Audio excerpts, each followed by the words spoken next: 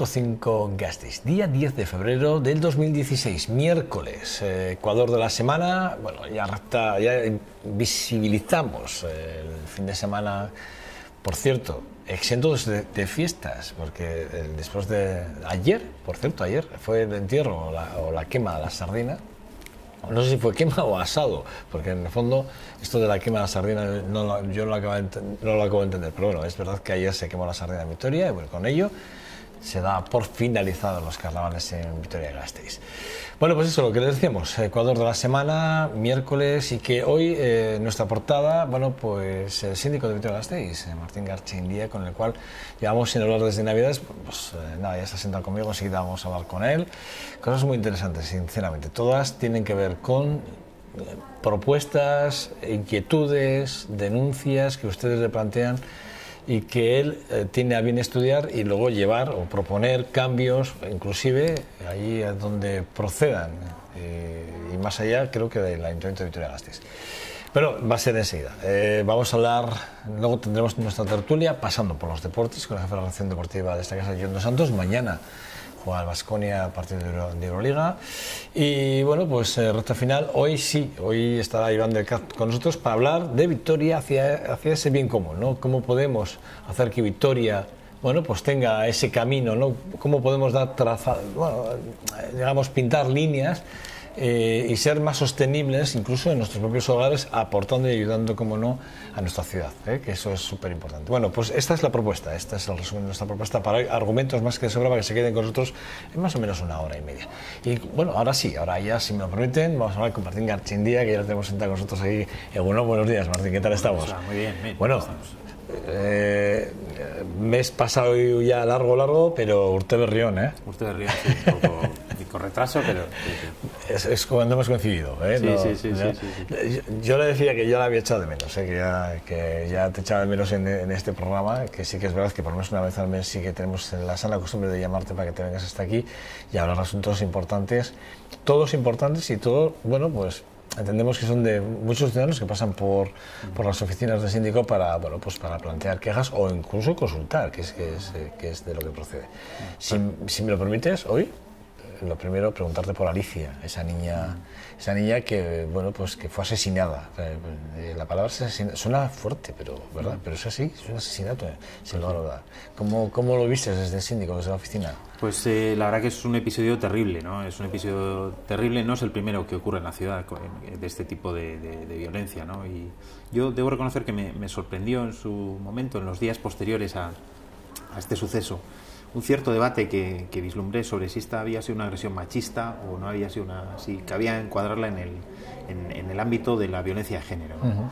Y bueno, yo creo que ahí no nos tenemos que despistar, o sea, tenemos que tener claro cuál es el marco en el que se encuadra esta actuación, ¿no? Una cosa es la cuestión jurídica, es decir, la ley contra la violencia de género, que digamos que constriñe el ámbito de este tipo de agresiones al ámbito doméstico, relaciones conyugales o análogas a las conyugales, es decir, es una cuestión jurídica, ¿no? Pero como síntoma, esta agresión para mí claramente es una agresión de carácter machista, ¿no? Porque, como dice la propia ley contra la violencia de género, se basa en ese principio de superioridad, ¿no? de superioridad arrogada por algunos hombres que consideran que tienen derecho a ejercer esa violencia sobre las mujeres, ¿no? Y eso es un sentimiento que está instalado en nuestra sociedad, en un sector de nuestra sociedad, y bueno, yo en ese sentido pues me parece que es un símil legítimo, incluso tanto que se habla de lobos solitarios en materia de terrorismo de otro tipo, pues nuestra sociedad tiene también unos lobos solitarios que son estos hombres que se arrogan, como digo, ese derecho a ejercer la violencia sobre las mujeres, ¿no? El problema es que esos hombres no se adoctrinan en países extranjeros ni en llanuras lejanas, ¿no? Se adoctrinan y se nutren ideológicamente en nuestra propia sociedad, ¿no? Y yo creo que ahí es donde tenemos que hacer un diagnóstico serio y tomar medidas rotundas, ¿no? porque, bueno, más allá de que hayamos logrado una sociedad igualitaria, formalmente igualitaria, legalmente igualitaria, pues no creo que los mensajes que se transmiten a diario por los medios, en todos los ámbitos familiares, domésticos, educativos, pues sean o coadyuven o ayuden a una sociedad igualitaria entre los distintos géneros, ¿no? Y yo creo que es ahí donde debemos ser rotundos, ¿no? Y por otra parte no creo que no estoy convencido de que estemos ganando esa batalla, ¿no? Hay algo que no estamos haciendo bien, Martín. Sí, yo creo que hay algo que no estamos haciendo bien. Lo acabas de apuntar tú, en las líneas que acabas de... Sí, yo creo que, ya digo, el análisis tiene que ser más profundo, es decir, el sostenimiento de la igualdad entre hombres y mujeres debe ser radical y en todos los ámbitos, ¿no? Y bueno, si no vamos por esa vía de la concienciación, a mí me lleva a pensar que en un plazo X, es decir, que la sociedad no es permanentemente progresiva, que a veces pendulea y que corremos el riesgo de que ideas que antes eran avanzadas pues acaben siendo para algunos sectores o para los jóvenes y tal, bueno, ideas de abuelas más o menos progresistas y tal, ¿no? Quiere decir que hay que actualizar esas ideas, hay que transmitirlas y sobre todo impedir que haya sectores de la sociedad que sostengan todavía determinados pronunciamientos, determinadas posturas que luego pues pueden llevar a este tipo de actuaciones, ¿no? Yo una de las cosas que sí que denunciar en este programa, en más de una ocasión, es las medidas las fórmulas que desde instituciones por las que se han optado, de alguna forma, para intentar sensibilizar o concienciar a nuestra sociedad, ¿no? Y ahí no hay horquillas, es en general, es una forma de intentar, digamos, que la agresión o de un hombre hacia una mujer persista, pero sí que es verdad que no vemos,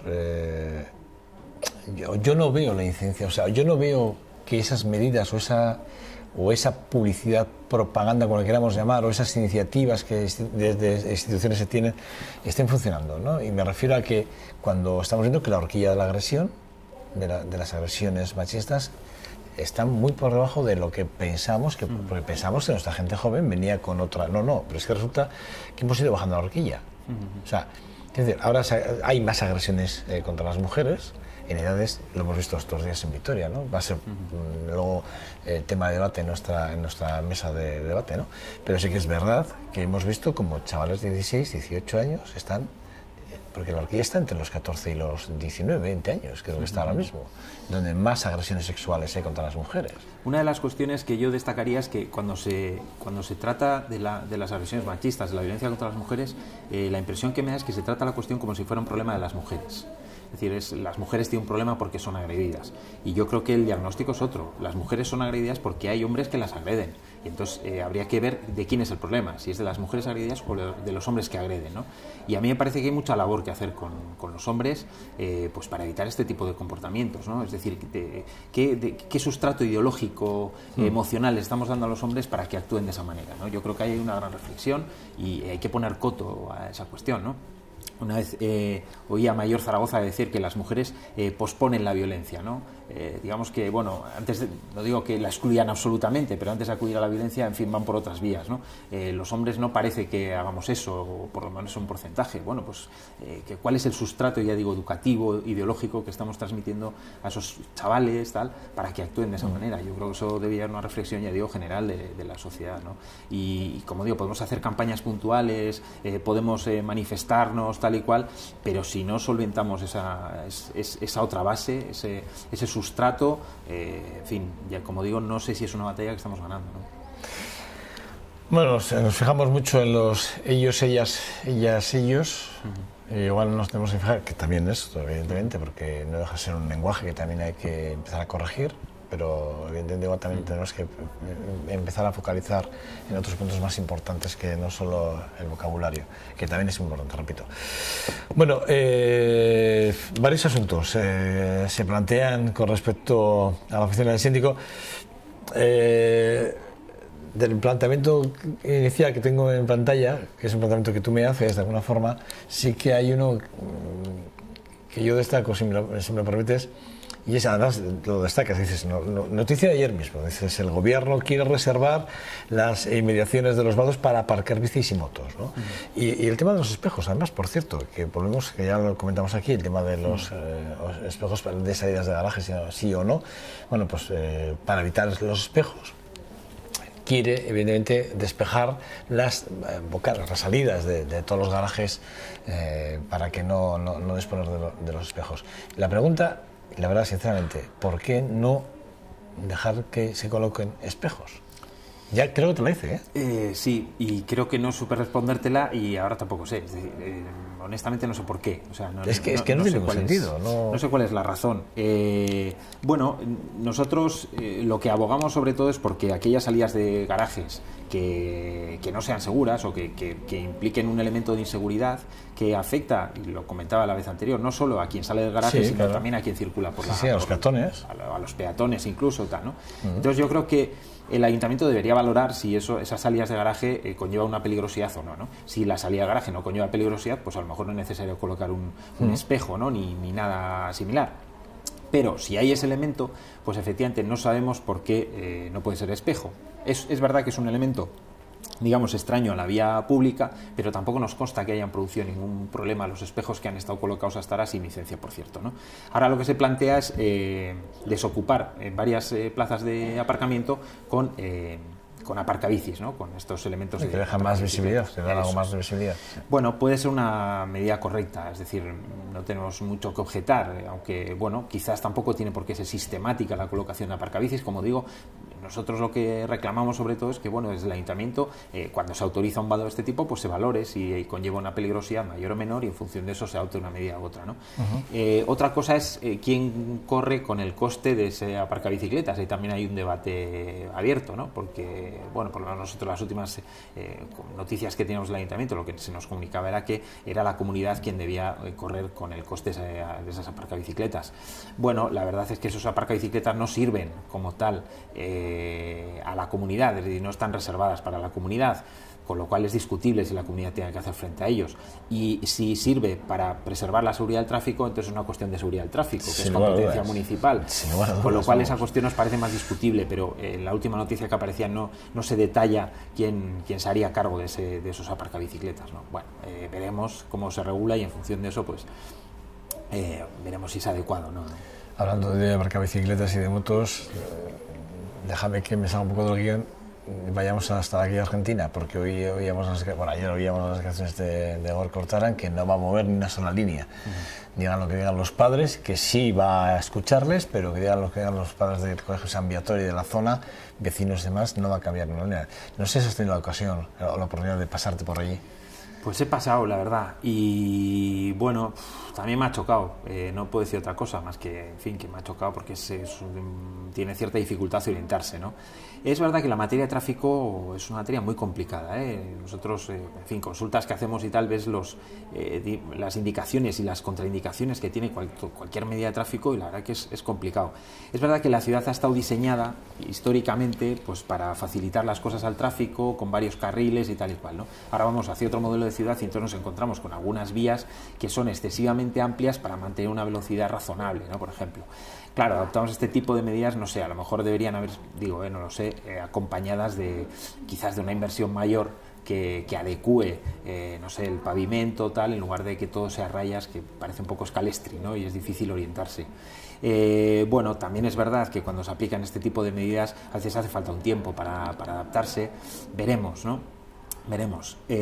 Como digo, colocar líneas en la calzada puede ser una forma barata, a lo mejor no es la más clara, ¿no? Puede haber intervenciones urbanísticas de otro tipo que clarifiquen más la situación, ¿no? Bueno, ya digo, es verdad que es complicado. También es verdad que en esta ciudad nos hemos adaptado mucho a muchas cosas difíciles, ¿no? Y bueno, pues los carriles en sentido contrario, las viales a 30, y bueno, pues luego han funcionado razonablemente bien con el tiempo, entiendo yo. Entonces creo que hay que darle un tiempo a esta cuestión y si no, pues barajar alternativas que sean más fáciles o más entendibles, ¿no? Yo lo que me sorprende de este tipo de decisiones es que no se tengan en cuenta nunca a los vecinos. Porque en este caso no se les ha tenido en cuenta, es decir, hemos pintado, hemos quitado aparcamientos, hemos hecho lo que nos da la gana y a los vecinos no se les ha consultado, ¿no? Cuando menos, creo que si vas a actuar sobre una zona muy concreta que pueda además pues, puede provocar o chocar, cuando menos, contra, no sé, intereses vecinales, yo creo que hablar con ellos y que esas propuestas que ahora va a escuchar, las puede haber escuchado antes de hacerse líneas en el suelo, digo yo, en la calzada, ¿no? Digo yo, de alguna forma siempre veo que como lo primero lo hago y luego ya consulto, ¿no? O sea, no, hombre, consulta antes, reúnete, ya que hablamos, estamos en la era de las consultas, en la era del diálogo y tal, pues es ese momento también de hacer antes de actuar. Sí, desde luego esa es la actuación idónea, ¿no? En este caso, la verdad que ignoro si se planteó esto en el Foro Movilidad o ahora mismo no estoy al corriente, pero vamos, qué duda cabe que una medida de este tipo, pues, en fin, debería haber sido consultada por lo menos, efectivamente. Y bueno, pues que los ciudadanos manifiestan su opinión, aunque ya digo que luego siempre hace falta un periodo de adaptación, ¿no? También. Bueno, me planteas el tema de la plusvalía y lo que es la acción en pago, y me hablas de la acción en pago, sobre el tema de abonar los impuestos municipales o no, que además ya está con carácter retroactivo, además lo dices, y que además ya está publicada en el BOTA. Sí, yo es una cosa de la que me siento especialmente contento. Como para no. Sí, y bueno, en la medida en que hemos... Después del debate que ha habido, por cierto. Sí. En la medida en que hemos colaborado también en ese debate y tal, y hemos aportado nuestro grano de arena, pues bueno, orgulloso también, ¿no?, de que se haya introducido una modificación que, por cierto, además no me consta hasta el momento, espero no equivocarme, que en Guipúzcoa y en Vizcaya se haya aplicado, que normalmente suele haber una armonización tributaria, ¿no? Con lo cual, bueno, y sí, viene a resolver una injusticia manifiesta, que era que aquellas personas que entregaban su vivienda al banco porque no podían pagar la hipoteca, pues bueno, veían que el banco entre comillas, les perdonaba la deuda, pero sin embargo el ayuntamiento les venía a cobrar la plusvalía, ¿no? Lo comentamos, me acuerdo que en uno de los primeros programas que hicimos en este 2005 que estáis contigo, y sí que es verdad que estabais en ese debate. Sí, y de hecho se solventó, se publicó en el boletín el 29 de diciembre, o sea, fue justo a final de año en las modificaciones que se suele hacer de normas fiscales y tributarias en esa fecha, y bueno, nos llevamos una gran sorpresa y la verdad que nos alegró, y como digo, viene a resolver una cuestión que, en fin, hay otra cuestión que queda latente y que todos los días nos presentan casos de estos en el ayuntamiento y que tiene, o sea, en la oficina del síndico, y que tiene que ver con los valores catastrales, ¿no? Ayer mismo teníamos un caso de gente que vende su vivienda, en fin, a precios de 1998, por decir algo, y claro, le están cobrando la plusvalía, este impuesto, cuando transmites una vivienda, pagas el impuesto a valores de 2005, ¿no? Y entonces, claro, el valor catastral comparado con el valor de venta era escandalosamente más alto, ¿no? Y entonces, claro, se quejaba de que, pues, en aquel caso no sé si eran 9.000 euros de plusvalía que tenía que pagar con un precio que nada tenía que ver con el de 2005. Y esa es otra asignatura pendiente, es decir, adecuar los valores catastrales a la realidad actual. De eso se viene hablando, se dice que en 2016, bueno, veremos, pero venimos reclamando y hablando de este asunto pues desde 2013, que tenía que haber sido revisado, ¿no?, los valores catastrales. En fin. Pero no parece que sea fácil, ¿eh? Están en ello, parece ser, pero no bueno, pues veremos, ¿no? Veremos. No es fácil. Bueno, los ruidos en el casco viejo, desde las oficinas del síndico estáis coordinando ese grupo de trabajo junto con los vecinos para reducir. La verdad es que llega el fin de semana y eso tiene que ser una auténtica locura. Es una auténtica locura, y es una locura pues que afecta a la salud, al bienestar de las personas, ¿no? Yo suelo decir, hay que tener en cuenta que el ruido es un atentado a la intimidad de las personas, en definitiva, por más que suene así grandilocuente, pero es así, y así lo vienen diciendo los tribunales. Es decir, es una violación del domicilio, ¿no? Esa inviolabilidad del domicilio, bueno, pues se puede violar a través del ruido, no solo pegando patadas en la puerta, ¿no? Y el caso del casco viejo pues es paradigmático y además es permanente y viene durando desde hace décadas, ¿no?, podríamos decir. Bueno, se planteó por parte de las asociaciones de vecinos, ya en el anterior mandato municipal se planteó la creación de una comisión interdepartamental y tal, que tratara esta cuestión, pero después no se llevó a cabo, no se reunió, y bueno, ya desde asociaciones de vecinos y de hosteleros, o sea, y de comerciantes, pues ha planteado la necesidad de, en fin, bueno, vamos a hacer desde la sociedad civil, de alguna manera, a ver si hacemos algo en relación con esto, que es muy difícil, sin duda, pero que hay que hacer algo, y en este momento el ayuntamiento pues no está tomando medidas eficaces, ¿no? Pues se plantea una paradoja en esta cuestión, ¿no? Por una parte se aprueba una regulación que establece condiciones para los establecimientos de hostelería en cuanto a insonorización y tal y cual, pero luego llegó la ley antitabaco, que por cierto fue tremendamente eficaz, pero conllevó que la gente fumadora pues sale a la calle. Con la gente fumadora salen los demás, y entonces ahora la bronca no se monta dentro del bar sino fuera del bar, ¿no? Y entonces ahí está el problema. Claro, ese problema es de los hosteleros, hombre, pues es verdad que no están dentro del bar, pero tampoco creo que se puedan desentender absolutamente como si no tuvieran nada que ver. De hecho ponen digamos, barras fuera, como bidones, etcétera, para que la gente se quede dentro al lado del bar. Entonces, bueno, pues creo que se tiene que ir, o sea, es difícil la solución de este problema, evidentemente, pero no hacer nada no es una alternativa. Entonces creo que se tienen que ir poniendo soluciones sobre la mesa. Y para eso estamos coordinando desde la oficina del síndico, bueno, pues este grupo que plantee cosas al ayuntamiento que bueno, pues que aunque sean humildes y aunque no conlleven gran coste, pero que vayamos dando pasitos en esta cuestión, ¿no? También con la implicación de los hosteleros, porque como digo, no es un problema de que puedan mantenerse ajenos, que yo creo que es evidente, vamos, que les atañe, ¿no? Directamente, sin lugar a dudas. Pero es difícil el maridaje, si me lo permites el término, ¿eh? Sí. Es muy complejo porque, claro, a ver quién le dice a un consumidor de una noche de fiesta: oiga, usted no salga a la calle, aunque quiera fumar, si quiere fumar, váyase 300 metros más abajo o 100 metros más abajo. Y además se plantea una cierta paradoja, es un porque poco... cuando el ruido proviene, fíjate cómo es la cosa, cuando el ruido proviene del propio bar, bueno, pues entonces se puede medir y se puede abrir un expediente sancionador. Sí, ya con el cacharrito, la bolita la pone y dice: mira... Actualmente se está planteando una paradoja de que cuando la policía, por ejemplo, va a medir el ruido de un local, se encuentra con que el ruido exterior, digamos, ambiental, es tan alto que esa medición no es válida. Con lo cual ya ni siquiera, aunque el local haga ruido, podemos hacer una medición efectiva, porque el ruido exterior es demasiado alto. Y a su vez, claro, si queremos sancionar, por decir algo, si queremos, en fin, abrir expedientes, claro, tenemos que identificar individualmente a cada persona que hace ruido. Entidad, pues, claro, o sea, al final es un problema que es difícil de solucionar si no pasa por la concienciación y tal, pero ahí el ayuntamiento también tiene algo que hacer. Campañas, educación, no lo sé, pero algo hay que hacer, ¿no? Porque no hacer nada, no, como digo, no es alternativa. Difícil. Bueno, ¿qué de ese consejo de transparencia que se iba a convocar por parte del ayuntamiento de Vitoria-Gasteiz y que ha fichado y todavía no se ha convocado, ¿no? No, todavía no nos ha convocado. Bueno, lo último comentamos con el servicio de transparencia y participación y tal, y nos dijeron que están trabajando pues en un reglamento y tal, ¿no? Pues digamos, para darle forma a esta institución, a este consejo, y aprobar un reglamento de funcionamiento y tal, ¿no? Bueno, la verdad que esperamos la Constitución y nos parece, bueno, pues que cuanto antes se constituya mejor. Y bueno, como siempre digo, pues el ayuntamiento ha hecho una gran labor, yo creo, que en materia de transparencia y de publicación de datos, pero siempre se puede ir más allá, y hay cuestiones, bueno, pues que no se publican, que pueden ser de interés, ¿no? Y luego, sobre todo, lo que subrayo siempre, ¿no? Que en aquellos aspectos en los cuales, es decir, la transparencia, como siempre digo, ¿no? Es decir, se hace mucho hincapié en esa transparencia de información pública de interés general. La que hemos alguna vez dicho que no sabemos hasta qué punto es de interés. Eso es. Pero nosotros solemos hacer hincapié en esa información que es de interés particular, ¿no? Propia. Y entonces ahí, cuando algo me afecta a mí personalmente, quiero tener pleno acceso a esa información, facilidades de acceso y tal, ¿no? Y eso es lo que hay que garantizarlo también.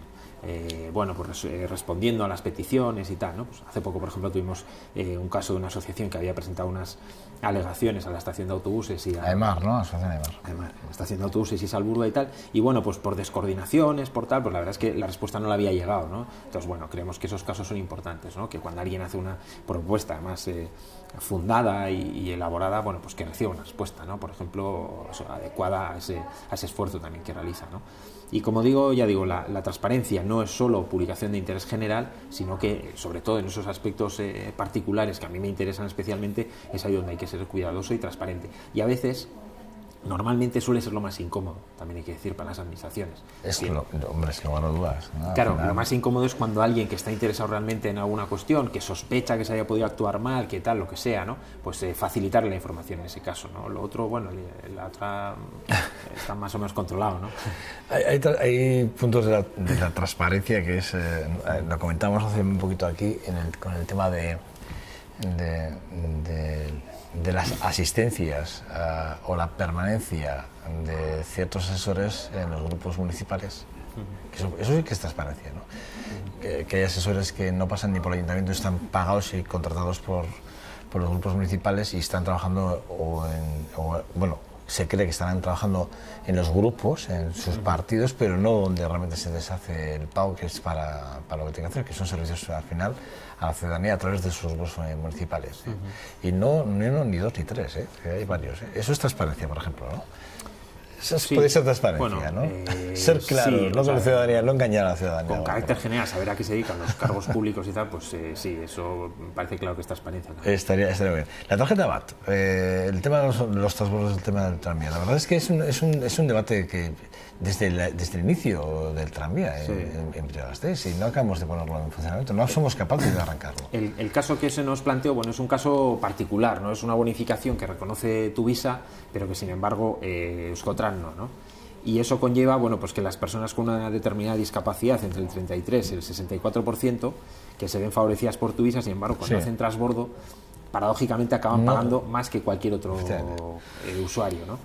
Bueno, eso nos lleva a una reflexión de la necesidad al final estamos en un sistema integral de transporte, o sea, más allá de la cuestión institucional, a quién pertenece uno u otro, el sistema es integral. De hecho, hay trayectos en los que vamos a estar obligados a hacer transbordos entre una línea y otra y tal. Entonces, sería deseable que hubiera una coordinación en este tipo de cuestiones y bueno, pues que cuando se aplica una unificación en un sistema, pues se aplique en otro una coordinación en definitiva, ¿no?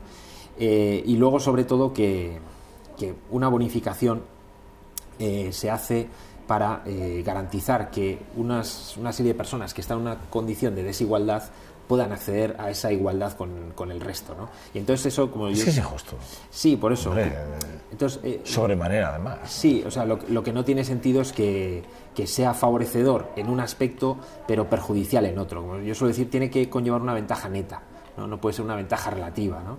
Hace poco se planteó en Donosti un debate bastante interesante sobre las instalaciones deportivas en Donosti, puntualizo, porque el Ayuntamiento de Donosti impedía el acceso a partir de las 5 de la tarde a personas mayores y a personas que tenían la tarjeta social, digamos, ¿no?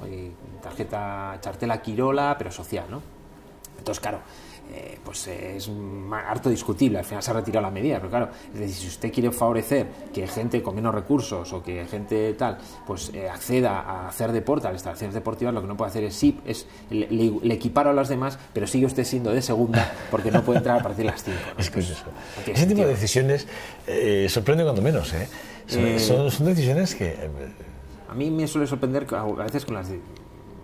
No estoy pensando nada en concreto, ¿no? Pero a veces con las decisiones que todos tomamos, que en un momento dado nos hubieran parecido buena idea. Y eso me sorprende, ¿no? Digo, ostras, esto a alguien le pareció buena idea, ¿no? En el segundo uno. Luego ya se para a pensar y no, pero bueno, a todos nos pasa, ¿eh? Sí, a mí me pasa y vuelvo un poquito para atrás con la guía argentina. Y con Mateo Moraza con el tema de las aceras. Sí. Me pasa. De vez en cuando pienso en ese momento, ese segundo del técnico o del foro de movilidad que tuvieron esa brillante idea, ¿no? A veces me pasa esto, ¿eh? Sí, a veces, bueno, es verdad que a veces hay que ensayar también y hay que tomar medidas arriesgadas que igual dices, bueno, pues esto ha sido una chapuza. Lo que hay que hacer es debatir y joder, poner en común las cosas, que estamos hartos ya de que se pongan en común.